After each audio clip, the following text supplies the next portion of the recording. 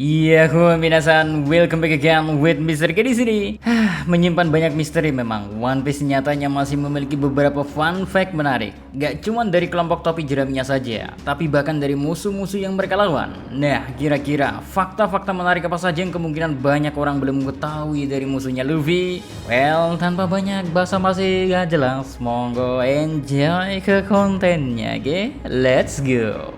Guys, di posisi pertama, ada alasan mengapa Viola dan Doflamingo saling memanggil satu sama lain dengan nama panggilan. Ya, melalui kolom SBS volume 83, Oda sempat mendapatkan pertanyaan tentang mengapa Viola memanggil Don Quixote Doflamingo dengan sebutan Dovi, dan Viola sendiri dipanggil oleh Dovi dengan sebutan Violet. Lalu Oda Sensei menjawab kalau alasan dibalik panggilan itu cukup dewasa dan dia gak bisa menjelaskannya melalui manga, karena One Piece bergenre shounen. Namun Oda Sensei menambahkan Dressrosa memang negeri yang bergairah. Well, dari perkataan Oda Sensei, Mr. K bisa ambil kesimpulan kalau baik Dovi dan Viola sendiri memiliki hubungan yang cukup spesial dan dewasa, intim lah, sehingga sampai-sampai Oda Sensei sendiri gak bisa ngejelasin semua itu di manga One Piece.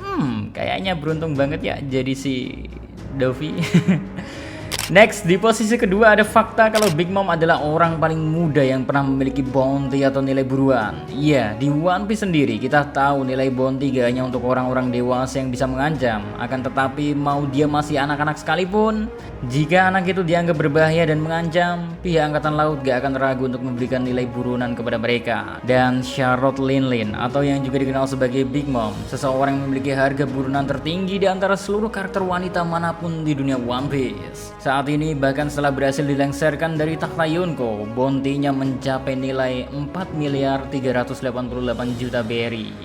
Masih belum bisa digeser oleh karakter wanita manapun. So, masih membuat sosok Big Mom menjadi karakter wanita dengan nilai bounty tertinggi. But, tahukah kalian, pertama kali Big Mom mendapatkan nilai buronan, ternyata dia masihlah bocah berusia 6 tahun. Dan nilai bounty pertamanya adalah 50 juta berry. Ya, mungkin bukan angka yang begitu besar jika kita bandingkan dengan Nico Robin yang juga sejak kecil udah mendapatkan nilai buronan dan harus hidup sebatang kara. Akan tetapi tetap aja mendapatkan nilai bounty di umur 6 tahun membuat Big Mom menjadi karakter termuda yang memiliki nilai bounty. Lalu barulah disusul oleh Robin yang memiliki nilai bounty 79 juta berry di usianya yang 8 tahun.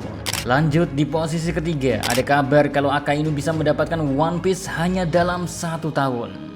Pada salah satu wawancara, Oda Sensei mengungkapkan beberapa kekhawatiran tentang Luffy yang menurutnya sangat kuat sehingga dia tidak akan kesulitan mengalahkan siapapun musuhnya. Padahal kita sendiri tahu kalau Luffy emang masih membutuhkan beberapa tambahan kekuatan, sehingga time skip aja masih diperlukan oleh kelompok topi jerami itu sendiri.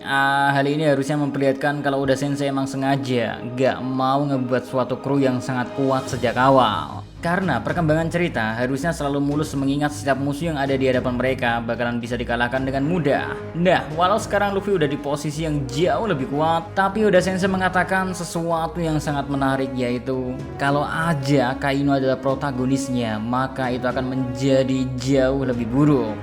Maksud menjadi jauh lebih buruk di sini adalah bagaimana Akainu yang jauh lebih kuat dari Luffy bakalan lebih merepotkan Oda Sensei karena dia sejak awal udah bisa mengalahkan siapapun dengan mudahnya. Makanya di wawancara itu Oda Sensei lanjut mengatakan, Luffy paling membuatku khawatir karena dia langsung mengalahkan penjahat utama, kecuali aku membuatnya terdampar sebelum dia tiba-tiba di hadapan musuh. Jadi saat Anda membuat protagonis di manga, bukan ide bagus untuk membuatnya terlalu kuat. Misalnya, jika Akainu menjadi protagonis, dia sangat kuat sehingga One Piece akan tamat dalam setahun. Next, di posisi keempat, fakta yang jarang diketahui orang. Gua iblis Katakuri yang sesungguhnya sebenarnya bukanlah Mochi Mochi no Mi. Soalnya sebelum memutuskan untuk memberi Charlotte Katakuri buah iblis tipe Paramecia spesial Mochi Mochi no Mi, Oda Sensei sempat mempertimbangkan untuk memberinya buah Kano Kano no Mi, buah iblis logi yang akan membuatnya berubah menjadi tepung.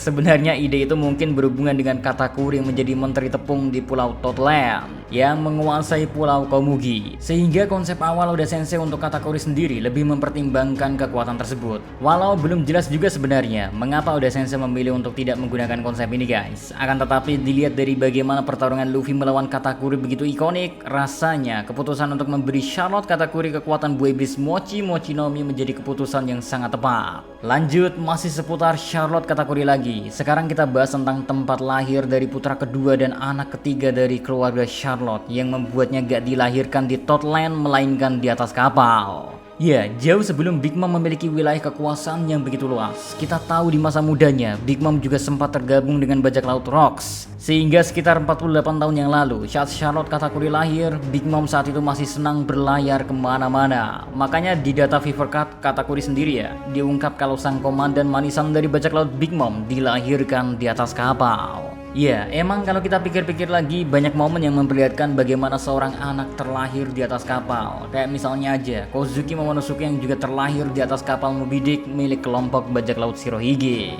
And last, ada fakta kalau kekuatan Dewa Mabuk juga ada di One Piece. Siapa lagi kalau bukan Kaido, sang Dewa Mabuk versi One Piece. Kekuatan Dewa Mabuk kayaknya emang sering diadaptasi oleh berbagai jenis anime. Kalau di Naruto sendiri kita tahu kan ada Rock Lee yang sempat diperlihatkan menggunakan kekuatan itu. Nah, kalau di One Piece sendiri ada sang raja binatang buas Kaido yang memiliki kecanduan terhadap alkohol, hingga pada akhirnya dia bisa kita nobatkan sebagai dewa mabuknya One Piece guys. Karena bukannya menjadi lebih lemah lantaran kesadarannya berkurang, saat dalam kondisi setengah sadar Kaido justru semakin kuat dan dia memiliki berbagai jenis jurus lah, atau mood sih bilangnya. Ya, walau punya efek yang ngasih Kaido mood berubah-ubah, mulai dari senang, nangis, hingga marah-marah. Tapi meski dalam keadaan tak sadarkan diri, Kaido memperlihatkan ke kita waktu melawan Aur Baka Senjo kalau kekuatannya masihlah sama. Malah dia memiliki berbagai macam jurus-jurus yang unik dan baru. Sehingga entah Kaido sadar ataupun enggak, kayaknya nih orang sama aja bahayanya guys. Soalnya kita tahu jauh sebelum pertarungan di atas tengkorak Onigashima, Luffy sempat bertemu dengan Kaido di awal-awal arc Wano Kuni dimulai. Saat itu Kaido sedang dalam wujud naganya dan terlihat berkeliling karena saking mabuknya. Di momen itu Luffy yang sempat ingin mengajar Kaido yang harusnya dalam kondisi tak sadarkan diri, dia malah berakhir KO hanya dengan satu pukulan dari Kaido. Dan momen itu juga yang membuat Luffy jadi tahanan di negeri Wano Kuni. Ya, itulah semua fakta-fakta yang mungkin beberapa orang belum ketahui tentang One Piece. Sebenarnya masih banyak lagi hal-hal yang mungkin nggak kita ketahui, tapi sebenarnya udah dikonfirmasi oleh Oda Sensei sendiri sih. Soalnya kita tahu kan One Piece memiliki berbagai macam bentuk informasi yang bisa dipercaya. Kayak misalnya aja SBS dan databook atau bahkan wawancara terbaru dari Oda Sensei sendiri. Makanya segitu aja dulu buat konten kali ini guys. Nanti bakalan bisa update kalau ada info-info menarik lain. So, see you next time. Ada Sekarang Stay safe everyone. Salam Animania.